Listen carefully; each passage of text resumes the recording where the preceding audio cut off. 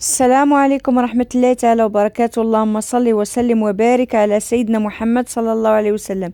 السلام البنات، كي دايرين؟ لاباس عليكم؟ تنتمنى تكونوا دائما بخير وعلى خير. مرحبا بكم في قناتكم اللي هي قناة الشريفة سواد. اليوم ان شاء الله البنات كما تتشوفوا غنقدم لكم طريقة تحضير كسكسو تاع البلبولة. تيجي روعة في المذاق، تيجي معلق، تيجي غزال يا البنات، والله ما تشبعوا منه. تيجي رائع بمعنى الكلمة.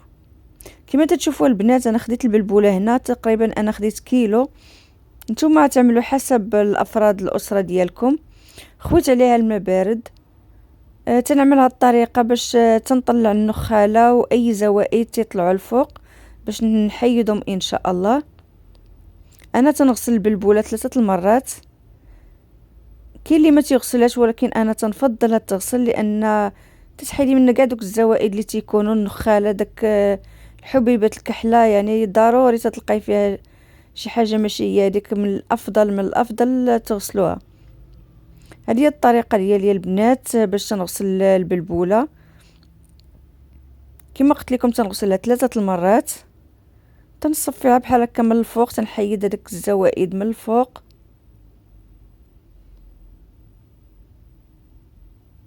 اللي تيزورني اول مره تنقول ليه مرحبا والف مرحبا.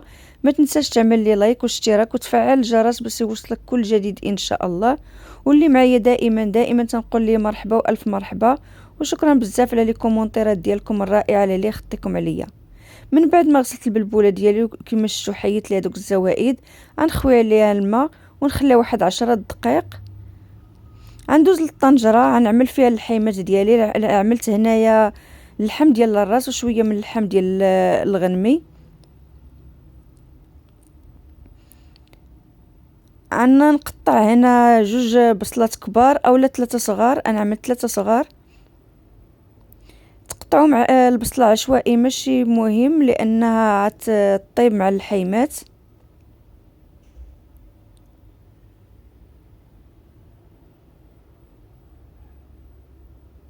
من بعد نعمل مطيشه. انا ما بقاتش عندي مطيشه عاديه، عملت مطيشه سوريز. تعملوا 2 مطيشات كبار.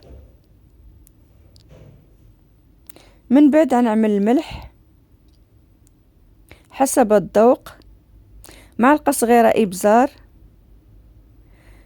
2 معالق كركم،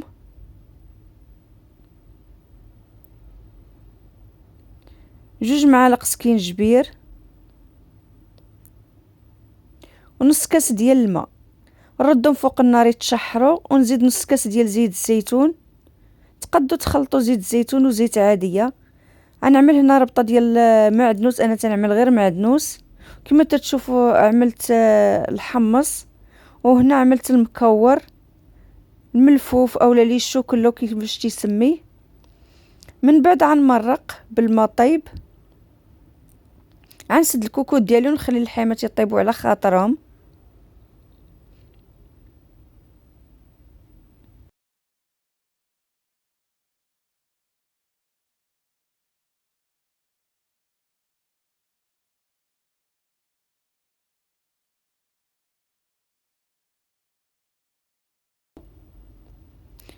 درتها في صفايه وغنزيد عاوتاني نخوي عليها الماء. غنخليها تصفى.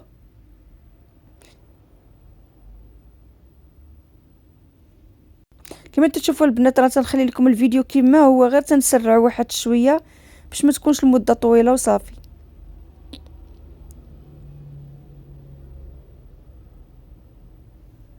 من بعد ما تصفات ليا البلبوله نعملها في القصريه. تنسرحها باش تنشف ليا شويه.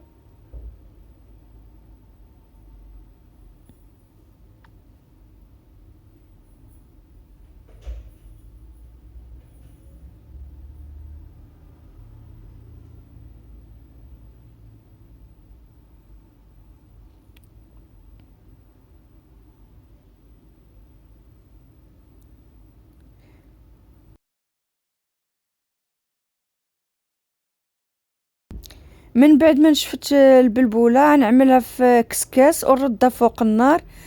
انا تنخليها 30 دقيقه في التفويره الاولى. تنعمل غير 2 تفويرات فقط. التفويره الاولى تنعمل ليها 30 دقيقه، والتفويره الثانيه تنعمل ليها 20 دقيقه باش تطيب مزيان وتتجي معلكه، تتجي رائعه يا البنات في المذاق، والله ما تشبعوا منها، تتجي روعه روعه.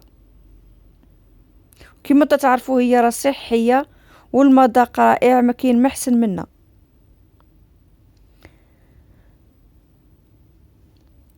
عندوز الطنجره نعمل فيها اللفت. انا عملت اللفت المحفور، اللفت الابيض، اللفت الصفر، ومن الفوق غنعمل خيز والجزر صافي، ونسد الكوكوط، نخلي الخضيره ديالنا طيب على خاطرها.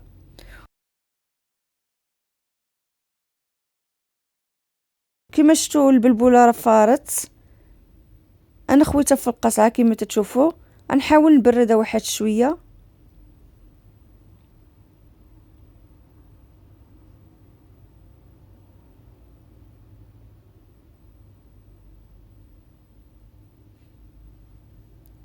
دابا غندير الملح حسب الذوق، ونعمل زيت الزيتون تقريبا 4 كاس راه كافي.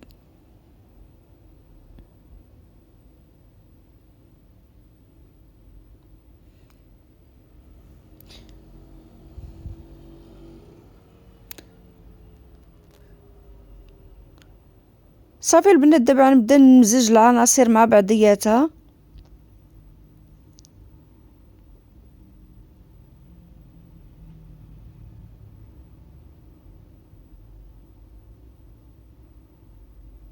نخليها تبرد واحد شوي، نعملها في الكسكاس ونردها فوق النار.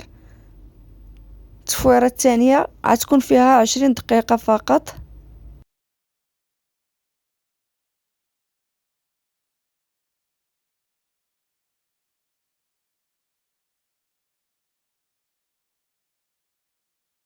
من بعد ما قربت طيب الخضره، غنعمل القرعه الحمراء وغنعمل الفلفل الحار. انا الفلفل الحار تنكثرها، عملت 4 تبارك الله، ولكن درتي ياكلوها ماشي مشكل. بالنسبه لي تيبغي المريقه تكون خاطره اكثر من هكا، تيحك 2 مطيشات ويزيدهم مع القرعه الحمراء. انا الوالده عندي عيانه ما تتبغيش مطيشه بزاف، هادشي علاش ما عملتهاش. نتوما عندكم الحق تعملوا 2 مطيشات محكوكين مع القرعه الحمراء. صافي تتسدوا الكوكوط حتى طيب القريعه صافي، وتنسقوا البلبوله ديالنا. والله يا البنات الا جا روعه في المذاق، جاو غزاله تبارك الله.